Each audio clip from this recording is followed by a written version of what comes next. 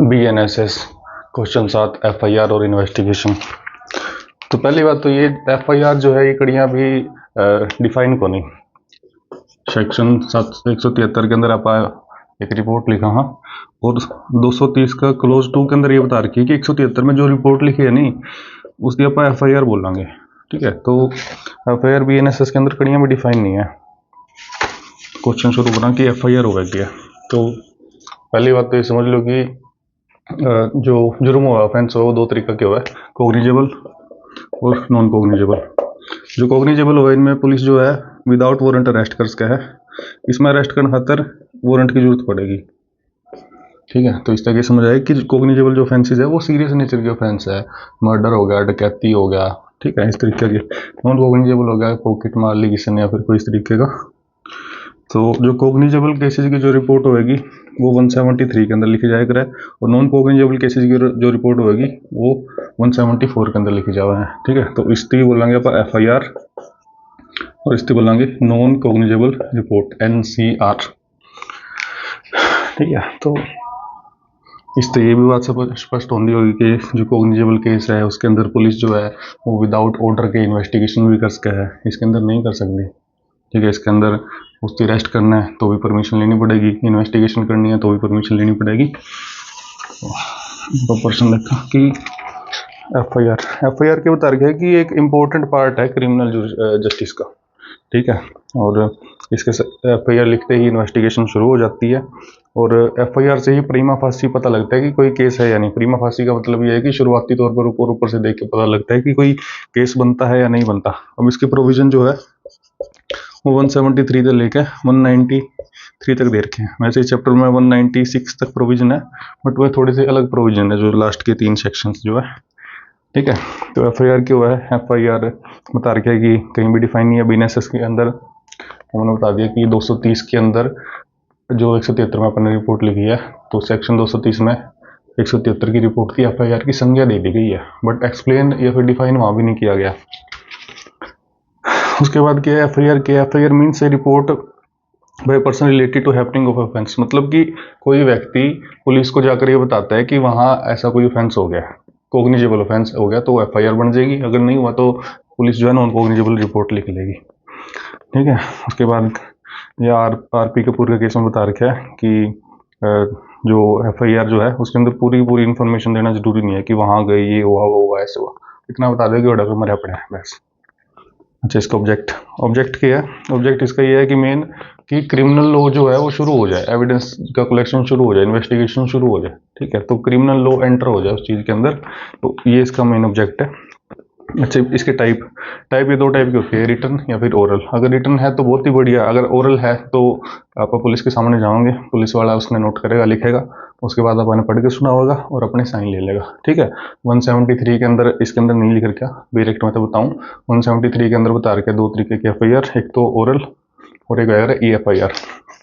ठीक है, ओरल तो मैंने बता दिया कि पुलिस जो है वो उसने नोट करेगी, राइट करेगी और अपने साइन ले लेगी। ठीक है, दूसरा जो प्रोविजन है वो नया आया है वो है EFIR, मतलब फ़ोन पे या फिर किसी और माध्यम से, इलेक्ट्रॉनिक माध्यम से पुलिस द्वारा इन्फॉर्मेशन पहुंचा दो। और जो EFIR जो है इस पर 3 दिन के अंदर जाके साइन करना पड़ेगा, वरना ये कैंसिल हो जाएगी। इस पर तो ऑर्डर की ऑर्डर साइन कर लेंगे क्योंकि आमने सामने बैठे हैं, इसमें 3 दिन में साइन करने पड़ेंगे जाके। ठीक है, ये क्या कॉन्स्टिट्यूट करा है, generally it is expected that detail explanation of happening should be given in FIR। इसमें बता रहा है कि पूरी हैपनिंग बतानी चाहिए, पर पूरी नहीं बताते पुलिस वाले भी को, यार इतना क्यों बोलने लग रहा है तू, बस नु बता नहीं होके गया। उन्होंने कहते हुए बता तू कड़ा था, उड़ा की करा था, तेरी वजह की थी उड़ा जान की। पुलिस वाले भी बस नु बता हो गया कि मर गया, कोई चोरी होगी, क्या हो गया नु बता बस। ठीक है, अच्छा, इसके अंदर इफेक्ट बता रखे कि अगर ये इफेक्ट मेंशन नहीं करे तो अपन ये नहीं मानेंगे कि FIR जो है वो जमा नकली है। ठीक है, इसमें क्या बता रखे है कि factually it is sufficient to give conclusion of the event in the first information report. मतलब कि कंक्लूसिवली बता लो कि एंड में होया क्या है, भाई तम उड़ गई थी तो ऐसा क्या हो गया, तम एडा पुलिस में आगे बाजे। ठीक है, तो इसमें बता रही कि various cases in prosecution has not been consider doubtful nor consider capable of being dismissed. मतलब कि इतना क्लियर होना चाहिए कि जो प्रोसिक्यूशन है वो ना बोल दे कि यार तुम ये बकवास करने लग रहे हो, डाउटफुल में ना चले जाए। तो इसमें 2-3 चीज़ें बता रखी है कि इंसिडेंट के अंदर लाठी नहीं मेंशन करी, ठीक है। किसी इंसिडेंट के अंदर ये नहीं बताया कि उसके कपड़े पे खून भी लग रहा था, ठीक है। किसी इंसिडेंट के अंदर किसी गवाह का नाम नहीं बताया भी फलाना बंदा भी बड़ा प्रेजेंट था। या फिर किसी इंसिडेंट के अंदर यूँ भी नहीं बताया कि वाइफ जो है, वाइफ का नाम एज एविडेंस नहीं बताया। मतलब ये अगर छोटी मोटी चीज़ें ये अगर मेंशन भी नहीं करी नहीं तो भी एफआईआर ना पा गलत नहीं मानेंगे। एफआईआर का मतलब क्या है कि इन्फॉर्मेशन देनी है, उसकी डिटेल चीज़ नहीं देनी, एविडेंस नहीं लेके जाने वाला सारा कुछ, बस एक उसके काना में गाल दी कि बाबूजी नूनू हो गया, ठीक है, बस ये हुआ एफआईआर। मतलब जनरली क्या है, एज सुन एज पॉसिबल करनी चाहिए, ठीक है। इंसिडेंट हो गया, जितना जल्दी आप एफआईआर कर सकते हो उतना जल्दी एफआईआर कर देनी चाहिए। अगर जल्दी नहीं कर सकते, कोई ऐसा कारण है जो समझ आ गया कि हाँ भाई सच में इसका दिक्कत थी, तो वो मान लेंगे कि हाँ भाई इस करके नहीं आया, ठीक है। अगला बता रखा है कि ये रीज़न बोल दिया, क्या बोलते हैं इसमें, as far as possible should be instituted immediately, जल्दी जल्दी देनी चाहिए। But delay due to necessary situation does not make adverse effect. मतलब कि कोई ऐसी सिचुएशन होगी जो समझ आवा है कि हाँ ठीक है, तो उसका कोई गलत इफेक्ट नहीं पड़ेगा। जो कर पुलिस स्टेशन बहुत ज़्यादा दूर था या फिर बहुत ज़्यादा बारिश आने लग रही थी, तो इन चीज़ों का इफेक्ट नहीं पड़ेगा। मतलब क्या है कि इमीडिएटली ना दो, बट एक रीजनेबल टाइम में दे दो। जो कर आज इंसिडेंट हो गया रात में, कल दे दो सवेरे जाके, ठीक है। यूँ को नहीं तुम महीना बाद जाके एफआईआर करोगी, तो वो तो एक अनरीजनेबल चीज़ होगी, नहीं अपने आप डाउट पैदा होगा कि तुम एक महीना के सुते पड़े थे तुम्हें। टू बी रिकॉर्डेड, कौन इसकी रिकॉर्ड करेगा? इसकी officer in charge of police station करेगा। क्या करेगा भाई, दोनों एक कोग्निजेबल ऑफेंस हो गया, उसके रजिस्ट्री नंबर दे देगा, ठीक है। एक कॉन्सेप्ट नया आया था 0 एफआईआर का, उसके अंदर मैंने पहले भी 2-3 वीडियो बना ली। उसके अंदर क्या है, मान के चलो कि तुम शिमला घूमने गए, ठीक है। ये बोला था अगला कोई इंसिडेंट हो गया शिमला के अंदर, ठीक है, और आप हो दिल्ली के निवासी। अब शिमला तय जान बचा के दिल्ली भाग गए, ठीक है। अब मान के चलो शिमला में आपके साथ चोरी भी हुई थी, लड़ाई भी हो गई थी, ये 2-3 चीजें हुई थी, आप आगे दिल्ली। अब शिमला वापस जाना था, आपने लगे डर लग गया, बट एफआईआर तो करनी है, 29,000 तो दिलवानी है, चोरी हुआ सामान तो वापस लेना है। तो आप ये काम करोगे, दिल्ली का किसी भी पुलिस स्टेशन में या फिर कहीं भी किसी भी पुलिस स्टेशन के अंदर जाके बता दोगे कि हमारे साथ शिमला में ऐसा ऐसा हो गया, ठीक है। अब जो दिल्ली वाले क्या करेंगे, ये आपकी एफआईआर को शिमला के उस एरिया के पुलिस स्टेशन में भेज देंगे जहाँ पे आपके साथ वो इंसिडेंट हुआ था, ठीक है। तो जो दिल्ली वालों ने ये एफआईआर नोट करी है, इसको कोई नंबर नहीं देंगे, ठीक है। अभी अपने रजिस्ट्रेशन की बात करी कि एफआईआर लिखते ही रजिस्ट्रेशन हो जाएगा उसका, बट ये वाले इसको रजिस्टर नहीं करेंगे, नंबर नहीं देंगे। क्यों? क्योंकि एक्चुअल में तो यहाँ पे होनी चाहिए, शिमला के अंदर एफआईआर होनी चाहिए, तो शिमला वाले इसको नंबर देंगे, ये दिल्ली वाले को कोई भी नंबर नहीं देंगे, इसलिए इसको बोलते हैं 0 एफआईआर, ठीक है। अगर नंबर दे दिए फिर तो नंबर ही हो गया इसका, इन्होंने कोई नंबर नहीं दिया तो इस करके आप इन्हें 0 बोल लाएंगे, ठीक है। उसके बाद प्रोविजन दे रखे हैं अपने पास, जो इन्फॉर्मेशन जो दी है ओरली वो उसकी बोल के बताई जाओगी, रीड करी जाओगी और उसके सिग्नेचर लिए जाओगे। उसके बाद बता दिए कि प्रोवाइजो के अंदर बता दिया कि ये जो ऑफेंसेस है 64 से लेकर जो भी BNS के, ये मतलब ऑफेंस अगेंस्ट वुमेन है। अगर ऐसे ऑफेंस होते हैं तो इनकी एफआईआर वुमेन पुलिस ऑफिसर द्वारा या फिर किसी भी वुमेन ऑफिसर द्वारा लिखी जाएगी, ठीक है। जरूरी है कि वुमेन ही लिखेगी। अच्छा, उसके बाद बता दिया कि अगर ये ऑफेंस जिसके महिला के साथ हुए हैं, मतलब कमिट हुए हैं या फिर अटेम्प्ट हुआ उसके ऊपर, अटेम्प्ट हुआ उस चीज़ का, टेम्परेरी वो महिला या तो टेम्परेरी या फिर मेंटली फिजिकली, वो महिला या तो टेम्परेरी या फिर परमानेंट, मेंटली या फिर फिजिकली डिसेबल है, ठीक है। तो उसकी जो एफआईआर है वो उसके घर पे, मतलब उसके रेजिडेंस पे या फिर किसी ऐसी जगह पे जहाँ पे उसको सुरक्षित लगे, वहाँ पे उसकी एफआईआर रिकॉर्ड करी जाएगी, ठीक है। और जब अगर ऐसी महिला जो है मतलब टेम्पररी या परमानेंट, फिजिकली या मेंटली डिसेबल जो है, जब उसकी एफआईआर लिखी जा रही है तो इंटरप्रेटर या फिर स्पेशल एजुकेटर जो मतलब उसकी बात समझ सके भाई ये क्या बोल रही है, तो उनकी प्रेजेंस होनी जरूरी है। अच्छा, उसके बाद जब ये ऐसा ही सिचुएशन है, महिला जो है वो बोल नहीं सकती, उसको कोई दिक्कत है, तो स्पेशल एजुकेटर या फिर इंटरप्रेटर जो बीच में बैठा है, तो जब वो एफआईआर लिखवा रहे हैं तो वीडियोग्राफी होगी। इसका मतलब ये है कि इंटरप्रेटर कुछ ऐसी चीज़ ना लिखवा दे जो महिला नहीं बोलना चाहती थी। तो आप समझ गए होंगे। मतलब महिला ने कुछ इशारा कराया, इंटरप्रेटर गलत समझ गया तो काल नरोड़े होंगे भी महिला ने ऐसा बोला था। तो वीडियोग्राफी में देख लेते हैं कि महिला ने क्या इशारा कराया था या फिर किस तरीका का इंटरप्रेटर ने इंटरप्रेट कराया है। ठीक है, और ऐसी जो महिला है इसको जल्द से जल्द सेक्शन 183 के सब सेक्शन 6 के क्लोज ए के अंदर मजिस्ट्रेट के पास भेज देंगे उसकी स्टेटमेंट देने के लिए। अच्छा, उसके बाद इसकी जो एफआईआर की फ्री कॉपी या तो जिसने इन्फॉर्मेशन दी है उसने या फिर विक्टिम ने उसको आपको प्रोवाइड करवा देंगे। अच्छा, अब इसमें बोले कि जो भी इसके अंदर वो हो रही है कार्रवाई हो रही है वो 175 के प्रोविजन को छेड़छाड़ नहीं करती है। अच्छा, उसके बाद पहले ये बोल दिया था कि आपने सुना होगा कि एफआईआर ही नहीं लिख रहे पुलिस वाले। ठीक है, मतलब कोई पॉलिटिकल दबाव है, किसी बड़ी अफसर का दबाव है या फिर किसी और रीजन से पुलिस वाले एफआईआर नहीं लिख रहे। तो एक ललिता कुमारी वर्सेस स्टेट ऑफ यूपी का केस आया था 2012 का, उसमें सुप्रीम कोर्ट ने बोला कि भाई एफआईआर तो लिखनी ही लिखनी है, जो मर्जी हो जाए एफआईआर जरूर लिखनी है।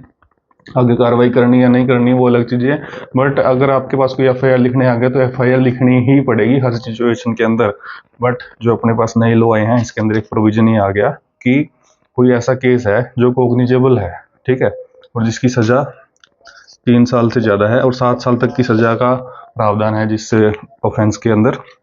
तो अगर कोई ऐसा ऑफेंस है तो पुलिस क्या करेगी, डीएसपी या फिर उससे बड़ी रैंक के बंदे से परमिशन लेगा पुलिस ऑफिसर, और फिर खुद उस केस के नेचर और ग्रेविटी को देखेगा। ठीक है, और वो देखने के बाद मतलब आगे 2 पॉइंट बता रखे हैं कि प्रीमा फासी देखेगा, 14 दिन के अंदर इंक्वायरी करके देखेगा कि इसके अंदर असल में कोई केस बनता है या नहीं बनता है। ठीक है, और दूसरा क्या है, अगर उस केस बनता है तो वो इन्वेस्टिगेशन शुरू कर देगा। तो मतलब क्या है, ललिता कुमारी वाले केस में तो ये बोला कि एफआईआर तो लिखनी ही लिखनी है, बट नए जो लॉ है उसके अंदर ये बताया कि कोई ऐसा केस है जिसकी सज़ा 3 साल से ज़्यादा और 7 साल तक की सज़ा के प्रावधान है, तो उस केस में बिना एफआईआर लिखे डीएसपी की परमिशन से 14 दिन के अंदर इंक्वायरी करके देखेगा कि कोई केस बनता है असल में या नहीं बनता, और केस बनता है तो कार्रवाई शुरू कर देगा। ठीक है, उसके बाद इसका सबसेक्शन 4 ये कहता है कि अगर पुलिस ऑफिसर एफआईआर लिखने से मना ही कर दे, बिल्कुल ही ये डीएसपी वाला भी काम ना करे, तो एसपी के पास चले जाएंगे अपनी कंप्लेंट लेके। एसपी क्या करेगा, या तो खुद या फिर अपने सबॉर्डिनेट पुलिस ऑफिसर को बोल देगा कि भाई देख क्या सिस्टम है इसका। ठीक है, अगर फिर एसपी भी नहीं कार्रवाई करता तो आप सीधे मजिस्ट्रेट के पास चले जाओ अपनी कंप्लेंट लेके। ठीक है, मतलब एफआईआर लिखने का प्रोसेस क्या है, पुलिस स्टेशन में जाओ, वो नहीं लिख रहा है तो एसपी के पास जाओ, एसपी भी नहीं कार्रवाई करवा रहा तो सीधा मजिस्ट्रेट के पास चले जाओ। अच्छा, उसके बाद क्या, उसके बाद ये जो state of Andhra Pradesh versus P Ramulu का जो केस है इसमें बोला कि भाई एफआईआर मान के चलो कि दिल्ली के अंदर कोई कांड हो गया और लुधियाना के अंदर आप एफआईआर लिखवा रहे हो, तो लुधियाना वाले ये कह के मना नहीं कर सकते भी हमारी पावर नहीं है वहाँ तक की, हमारा जुरिडिक्शन नहीं है। तो जुरिडिक्शन हो ना हो एफआईआर लिखनी जरूरी है। उसके बाद गणेश भवन का केस है, इसके अंदर बताया कि अननेसेसरी डिले नहीं होना चाहिए, जितनी जल्दी एफआईआर करवा सकते हो उतनी जल्दी करवा दो। उसके बाद गणेश दशरथ, इसके केस में बोल रहा है कि थोड़ा बहुत अगर डिले हो गया तो कोई बात को नहीं, थोड़ा बहुत तो चल जाएगा। अच्छा, इसकी इम्पोर्टेंस तो भी बहुत इंपॉर्टेंट रोल प्ले करा है। ठीक है, बट ये कोई कंक्लूसिव प्रूफ नहीं है, मतलब किसी बंदा ने किसी के खिलाफ एफआईआर दे दी तो वो बंदा दोषी नहीं बन जाता। उससे एविडेंस वगैरह कलेक्ट करेंगे, पूरी इन्वेस्टिगेशन होगी, इंक्वायरी होगी, एविडेंस पेश होंगे, उसके बाद ही देखेंगे भी ये दोषी था कि नहीं था। ये काम कोर्ट का है, एफआईआर से ये नहीं प्रूव होता कि उसने ही ये क्राइम किया होगा। उसको एक इन्फॉर्मेशन दी जा रही है कि भाई इसने करा है, तम देखो, तम डिसाइड करो एविडेंस तक कि करे कौन करे। ठीक है, उसके बाद सोनलाल का केस में बोला था कि एफआईआर जो है ये सब्सटेंशियल पीस ऑफ एविडेंस नहीं है, मतलब इसके बेस पे अगलती सजा नहीं दिलवा सकते आप, बस ये एक इन्फॉर्मेशन है कि इसका कोई ऑफेंस होया है। अगला केस में भी ये बोला है, और उसमें जो कृष्णन वर्सेस स्टेट का केस में ये बोला कि एफआईआर लिखी गई है ये बहुत इंपॉर्टेंट रोल प्ले कर रहा है क्रिमिनल जस्टिस के अंदर, तो ये अच्छे तरीके से लिखी जानी चाहिए, पूरी केयर के साथ लिखी जानी चाहिए, और विदाउट डिले और विदाउट मतलब कोई ऐसी चीज़ ना करो कि डाउट क्रिएट हो तारों पर, भाई हम इतनी लेट क्यों आने लग रहे हो। तो ठीक, अब इन्वेस्टिगेशन क्या है कि इसे क्राइम की जड़ के अंदर जाना और देखना कि असल में होया क्या था, एविडेंस कलेक्ट करना, विटनेस के लिए बात करना, जो भी चीज़ है वो करना, उससे बोला कर है इन्वेस्टिगेशन। अच्छा, इन्वेस्टिगेशन जो है कौन कराया करा है? पुलिस कराया करा है भाई, ठीक है। इंक्वायरी जो है वो मैजिस्ट्रेट करवाया करा है, मैजिस्ट्रेट या फिर कोर्ट करवाया करा है इंक्वायरी, और इन्वेस्टिगेशन है पुलिस करा है, या फिर कोई ऐसा बंदा जिसने मैजिस्ट्रेट ने जिसको बोल दिया कि कर ले, ठीक है। इंक्वायरी मैजिस्ट्रेट करवाएगा या फिर कोर्ट करवाएगा, ठीक है। और इन्वेस्टिगेशन पुलिस ऑफिसर करेगा या फिर ऐसा बंदा जिसको मैजिस्ट्रेट ने बोल दिया कि भाई कर, तो इन्वेस्टिगेशन कर, ठीक है। तो इसमें जो common cause versus union of India case में बोलेगा कि सुप्रीम कोर्ट बोले कि इन्वेस्टिगेशन जो है वो फेयर होनी चाहिए, ठीक है। मतलब तुम किसी के पैसे पूसे ना खा के करो, किसी के लिए नाइंसाफ़ी ना करो, फेयर होनी चाहिए। उसके बाद 174 के अंदर बताया कि नॉन कॉग्निजेबल ऑफेंस हुआ है तो क्या करना है, उसकी एफआईआर नहीं लिखी जाएगी, नॉन कॉग्निजेबल रिपोर्ट लिखी जाएगी और मैजिस्ट्रेट की परमिशन ले ही उसके अंदर इन्वेस्टिगेशन करी जाएगी। बट अगर वो ऑफेंस मतलब कई सारे ऑफेंस हो गए, एक ही बंदा ने कई सारे ऑफेंस कर दिए, ठीक है, क्या कर दिया, चोरी कर दी, ठीक है, मर्डर कर दिया, रोबरी कर दी, मतलब कई ऑफेंस कर दिए। अब इसमें से कुछ ऑफेंस कॉग्निजेबल थे, कुछ ऑफेंस नॉन कॉग्निजेबल थे। मान के चलो कि इसने 10 ऑफेंस कर दिए, अब 10 में तय 9 तो नॉन कॉग्निजेबल थे, ठीक है। नॉन कॉग्निजेबल मतलब कि विदाउट वारंट अरेस्ट नहीं कर सकते, और अगर इंक्वायरी कर इन्वेस्टिगेशन करनी है तो भी परमिशन लेनी पड़ेगी। और एक ऑफेंस जो है वो कॉग्निजेबल है, मतलब विदाउट वारंट अरेस्ट भी कर सकता है, और इंक्वायरी इन्वेस्टिगेशन खातिर परमिशन की भी जरूरत को नहीं। तो अगर एक ऑफेंस भी अगर कॉग्निजेबल है तो पूरा का पूरा केस ही कॉग्निजेबल केस बन जाता है, मतलब कि इसको विदाउट वारंट अरेस्ट भी कर लेंगे और इन्वेस्टिगेशन करते परमिशन भी लोड करने पाना, ठीक है। रिपोर्ट सेंड टू मैजिस्ट्रेट, जो ये रिपोर्ट होगी वो मैजिस्ट्रेट को सेंड कर दी जाएगी, इसकी कॉपी, ठीक है। पुलिस क्या करेगी, proceed to spot, police officer या फिर उसका सबॉर्डिनेट क्या करेगा, इन्वेस्टिगेशन शुरू कर देगा कि सर्कमस्टांसिस है, कि केस बना है, ठीक है। अक्यूज की फाइंड करेगा, टोकेगा उसकी, और प्लान करेगा कि उसकी अपन को अरेस्ट करना है, ठीक है। ये 179 के अंदर टेस्ट ऑफ विटनेस हो गया कि विटनेस ने बुलाओगे उनकी टेस्ट कराएंगे, ठीक है। या तो उनकी कह देंगे भी हमारे सामने आ जाओ, या फिर उनके घर पहुंच जाएंगे। अब इसके अंदर एक्सेप्शन है कि 3 बुनियादी नहीं बुलाओगे, कोई भी पर्सन जो है मेल जो है उसकी एज अगर 15 साल से कम है तो उसको नहीं बुलाया जाएगा। 15 साल है, 15 साल अगर कोई मेल है उसकी एज अगर 15 साल से कम है तो उसको नहीं बुलाया जाएगा। किसी भी एज की वुमेन को पुलिस स्टेशन में नहीं बुलाया जाएगा। अगर कोई पर्सन है जिसकी एज 60 साल से ज़्यादा होगी उसको पुलिस स्टेशन में नहीं बुलाया जाएगा। और जो कोई फिजिकली या फिर मेंटली डिसेबल है, हैंडीकैप है, उसको नहीं पुलिस स्टेशन में बुलाया जाएगा। बट अगर ये बंदे खुद कहते हैं कि हमको बुला लो, हम आना चाहते हैं, तो आ सकते हैं, तो मना ही नहीं है, ठीक है। और जो ये इनकी टेस्ट वगैरह होंगे, इनकी वीडियो या फिर ऑडियो रिकॉर्डिंग भी करी जा सकती है, ज़रूरी नहीं है करनी है, करी जा सकती है। अब हो गया examination of witness. Examination of witness कैसे होगा? पहली बात तो कौन करेगा, स्टेट गवर्नमेंट बताएगी किस बंदे के पास, किस पुलिस ऑफिसर के पास पावर है ये करने की। दूसरा कि किसको एग्जामिनेशन करेगी, भी जिस बंदे को नॉलेज हो कि फैक्ट क्या है, सरकमस्टांस क्या है, उस केस के तथ्य क्या है और क्या सिचुएशन थी, उसका एग्जामिनेशन करेगी, ठीक है। और इसका दूसरा सब सेक्शन क्या कहता है, ये बोलता है कि जो भी पर्सन उसके सामने रखे गए हैं, पर्सन किसी विटनेस के सामने रखे गए हैं, तो वो अगला जिम्मेवार है कि उसका सच्चा आंसर दे, सही आंसर दे। बट अगर उस आंसर से वो खुद फंस सकता है, उसका खुद का पता लग सकता है कि इसने भी कोई ऑफेंस किया होगा, फिर वो लाइबल नहीं है, ठीक है। मतलब क्या है कि पुलिस ऑफिसर ने कुछ भी पूछ लिया तो उसका जवाब देना जरूरी है और सही सही जवाब देना पड़ेगा। बट अगर कोई ऐसा फैक्ट है जिससे ये पता लगे कि भाई इसने भी कोई पास्ट में अपराध किया है, तो फिर उसकी नहीं आप दबाव डालेंगे। तो आर्टिकल 20 अपना कॉन्स्टिट्यूशन का, इसका क्लोज 3 के अंदर सेल्फ इंक्रिमिनेशन की बात बता रखी है। यही हो सेल्फ इंक्रिमिनेशन, मतलब कि खुद के खिलाफ कोई गवाही या फिर कोई एविडेंस नहीं देने हर तरह पर किसी ने मजबूर कर सकते। तीसरा बोले कि जो भी पुलिस ने ये लिए हैं एविडेंस वगैरह, एग्जामिनेशन कराया है, सारे अंत रिकॉर्ड करेगा, ठीक है। और अलग अलग लिखेगा सब, उनको नहीं भाई सारे की कहानी बना दी, अलग अलग लिखेगा, भाई इसने ये बोला, इसने ये बोला, इसने ये बोला, ठीक है। और यही इनके जो रिकॉर्डिंग करी जा सकती है ऑडियो या फिर वीडियो मीन्स के द्वारा, ठीक है। और कोई ऑफेंस जो है वो वुमेन के अगेंस्ट ऑफेंस हुआ है, जो भी ये BNS के हैं, इनकी जो एग्जामिनेशन करना है तो वुमेन ऑफिसर करेगी, ठीक है। और 181 ये बता रहा है कि जो इन्होंने आपकी स्टेटमेंट दी है इसके ऊपर साइन नहीं करेंगे। साइन करने का मतलब ये है कि एक एविडेंस बन गया, तो पुलिस के सामने दिया गया कोई स्टेटमेंट या फिर कन्फेशन जो है एविडेंस नहीं बना सकते, क्योंकि पुलिस जो है वो मारपीट का गलत स्टेटमेंट ले रहा है इस तरह का, तो साइन नहीं करेंगे इस पर। ठीक है भाई, या क्या नाम है इसका, हजारीलाल वसी स्टेट हुआ का केस में बोले कि जो पुलिस के सामने इन्फॉर्मेशन दी है ये सब्सटेंटिव पीस ऑफ एविडेंस नहीं है, मतलब कि इसका दम पर किसी स्थिति पर सजा नहीं दिलवा सकते। सेक्शन 182 में बोले कि जो भी पुलिस ये करने लग रही है, एग्जामिनेशन करने लग रही है, तो किसी भी थ्रेट, इंट्यूस या प्रोमिस नहीं करेगी, मतलब डरावेगी नहीं, दबाव नहीं डालेगी किसी तरीका, या फिर किसी तरीके का प्रोमिस नहीं करेगी भी इतने छोड़ देंगे, इतने पीछे दे देंगे, या फिर कुछ और इस तरीके का दबाव नहीं डालेगी। जो स्टेटमेंट दी जाने लग रही है ये पूरी वॉलेंटरी होनी चाहिए, मतलब बंदा अपनी इच्छा का देने लग रहा है।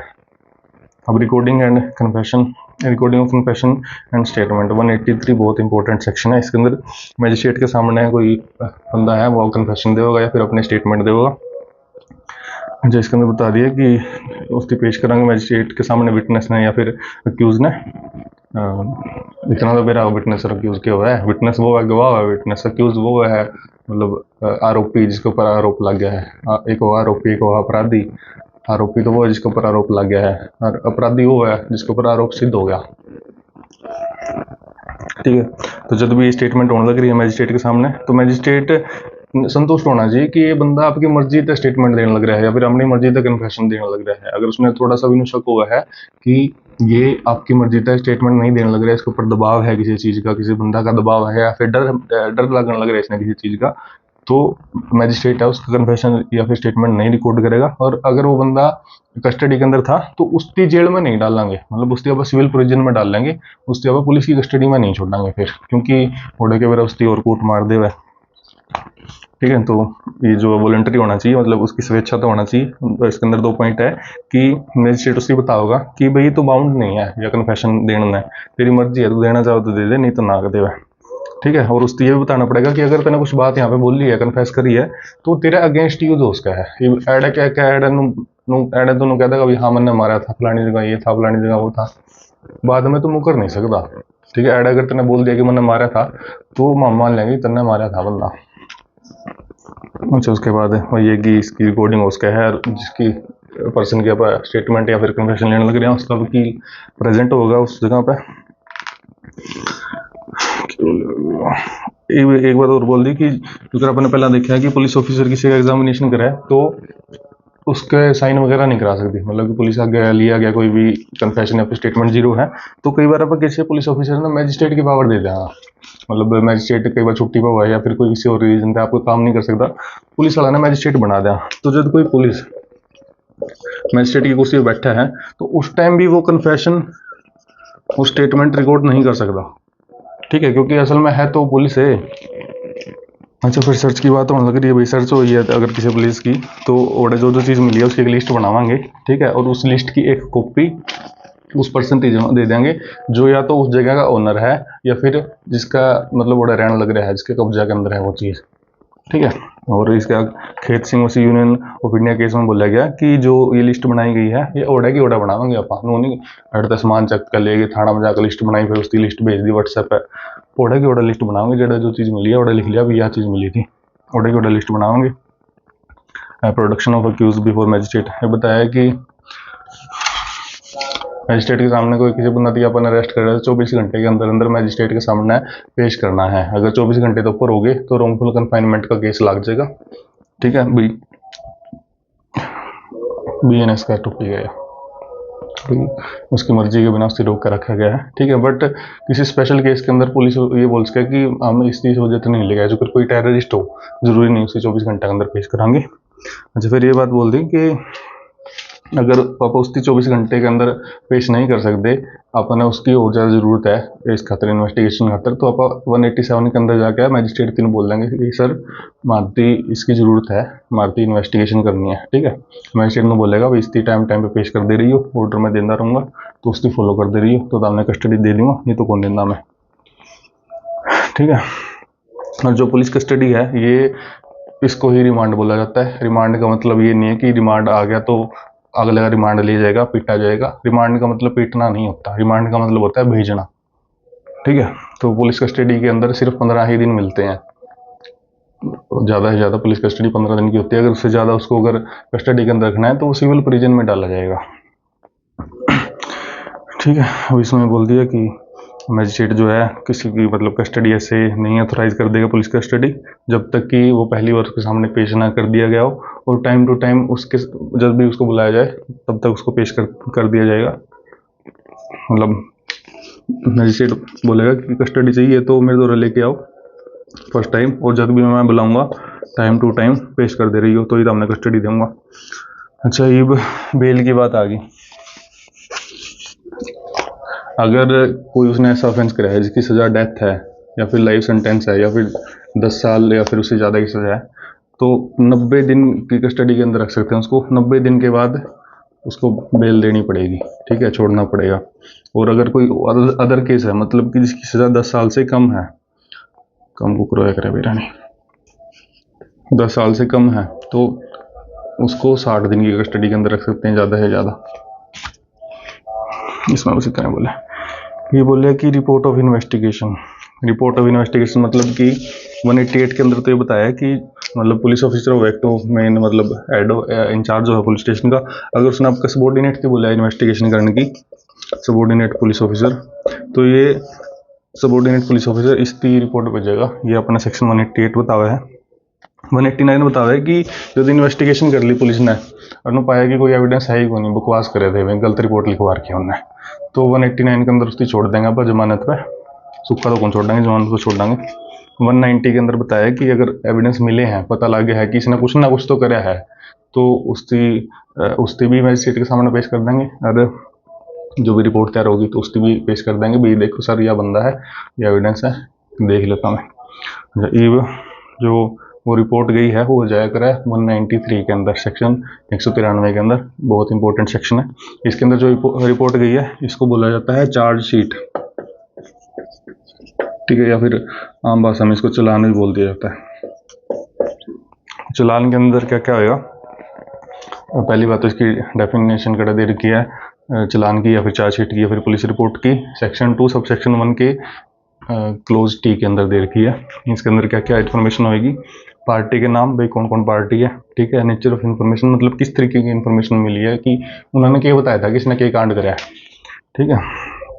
दूसरा, विटनेस के नाम, भाई जिसने ये पता हो कि एक्चुअल में होया क्या था, जिसने एक्विंटेड विद फैक्ट वो सर्कमस्टांसेस, मतलब कि विटनेस हो जो। फिर बताया कि ऑफेंस कमिट हुआ है और किसने कराया है। फिर बताया कि अगर जो अक्यूज है, जो आरोपी है, उसकी अरेस्ट कर लिया अभी वो नहीं कराया। फिर बताया कि अगर उसकी छोड़ा है अपने जमानत पे, तो उस पर उसका जमानती भी लिया था कि उसका जमानती नहीं लिया था, श्योरिटी अगर जमानती। कई बार तो मतलब उसकी खुद की प्रॉपर्टी अटैच कर लिया, कई बार नुकम भी तेरी तक उन काम चले तो कोई जमानती लेके आ, हम उसकी प्रॉपर्टी अटैच कराएंगे, ठीक है। फिर 190 के अंदर पूछा है कि वो कस्टडी के अंदर डाल दिया था, कौन डाला था, अपन देखा नहीं 190 में एविडेंस मिल गए तो उसकी कस्टडी के अंदर भी डाल देंगे अपन। फिर जो ये केसेस है BNS के अंदर, मतलब जो ऑफेंस अगेंस्ट वुमेन है, इसके अंदर वुमेन का जो मेडिकल रिपोर्ट है उसको भी अटैच किया जाएगा। और sequence of custody in case of electronic device, मतलब कि अगर किसी भी तरीके का इलेक्ट्रॉनिक डिवाइस अपन ने सीज कराया है, कस्टडी के अंदर लिया है, मतलब फ़ोन, मोबाइल, लैपटॉप वगैरह जो भी चीज़ें हैं अपने कस्टडी के अंदर लिए, तो उनका केस सीक्वेंस होगा।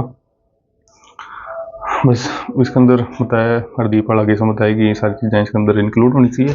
और ये इन्वेस्टिगेशन की प्रोसेस थी इन ब्रीफ। मिलते हैं अगले क्वेश्चन के साथ, बाय बाय।